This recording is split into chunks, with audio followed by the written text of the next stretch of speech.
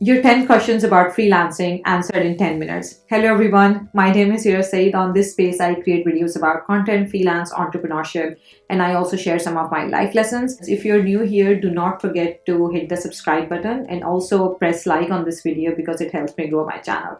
So last week I put a story on my Instagram to curate some of the questions that you want me to answer in this video. And damn, those were some great questions. And in today's video, I'm going to respond to each of those questions within 60 seconds because I have to finish this video in 10 minutes. So without any further ado, let's begin. So I have these questions right in front of me, and I'll also make sure to add widgets somewhere here as well so you can read it too. So let's start with question number one. How much do I save before becoming a full-time freelancer? Great question, and I'm glad you're thinking about it. In my opinion, you should at least have 4 to 6 months of your salary or your current income saved in your bank account before you actually take the risk. It is very highly unlikely that you won't be able to land any client for the next 6 months, provided that you're good at what you do. But still, it's always a good idea to feel financially secure when you're taking any risk. And also, if you have enough money in your bank account when you're actually trying to scale your freelance career, you will be able to reinvest some of your earned income back into your business in the start. But if you would just be going month by month, your risk appetite would be very low. So I would say save at least 4 to 6 months of your current income and then decide to become a full-time freelancer. Question number two is, did any of my projects ever get rejected? Not rejected, but there was one time when I submitted a project to the client and he approved it. He was really happy with it. But then he went ahead after 2 days and he left like a 2-star review on my Upwork account. And I talked to him and he wasn't giving me any good justification. So I talked to Upwork, I showed them all the proof, I showed them that he did approve it earlier, and then now he went ahead and is trying to like ruin my star rating on Upwork. So Upwork team was really supportive and they helped me put that review down. Because I had all the proofs on my chat that he did approve my work and my work was basically exactly what he asked for. So it wasn't a rejected, but he tried to just ruin my ratings on Upwork, but I figured that out. Question number three is Upwork or Fiverr? I would say Upwork, and my opinion over here, to be very honest, would be biased because I've only used Upwork.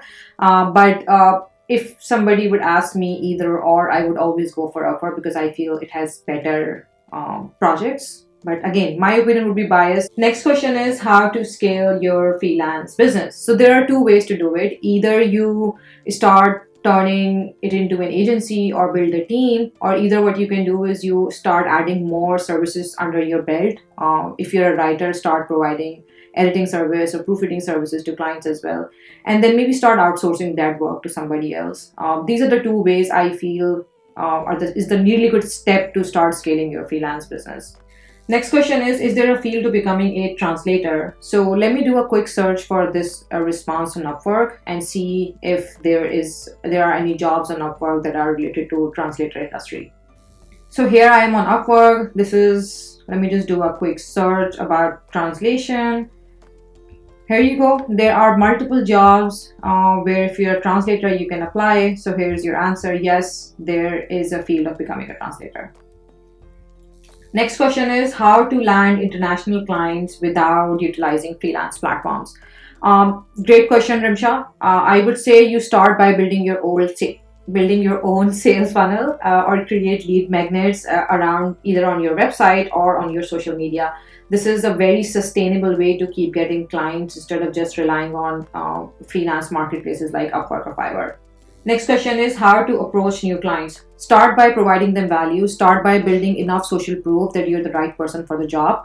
I also created a video on this topic last week, so I'm going to tag it somewhere here. I think is the right place. Next question is want to freelance but have less time due to full-time job. How to break into that? I would say start by working on weekends. If your weekend is Saturday and Sunday, I would say spend 2 hours every Saturday to see if this is working out for you. And if you can't get time on weekends as well, then read the response to question number one. Then maybe you need to leave your job to do that because I don't know. Next question is, do I need to take a course or something before starting freelance? Two things. If you are really good at what you do, which is your skill, you should basically start learning, taking free content on YouTube or enroll yourself in any paid course to learn what freelancing is and how you can break into that.